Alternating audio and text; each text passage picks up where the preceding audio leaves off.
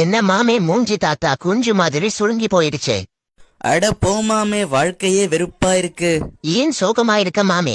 அட என்ன மாமே, நாட்டுல எல்லா தப்பும் பண்றவன் சந்தோஷமா இருக்கான். எந்த தப்புமே பண்ணாதன்னா நாய் படாத பாடுபட்டு இருக்கேன் மாமே.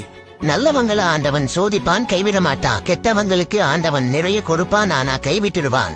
அப்ப நான் கெட்டவனாவே இருக்கேன், ஆண்டவனை நிறைய கொடுக்க சொல்லு மாமே. யாரு மாமே இந்த ஆளு சாம்பிராணி புகை போடுற மாதிரி இருக்கான்?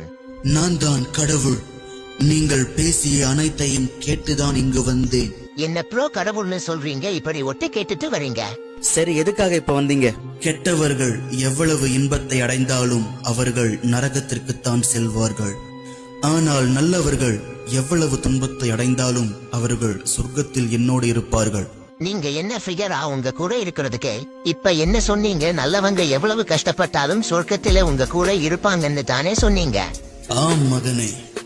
அப்புறம் என்ன புண்டைக்கு பூமியில படைக்கிறீங்க? டைரக்டா சொர்க்கத்திலேயே உங்க கூட படைச்சிருக்கலாமே.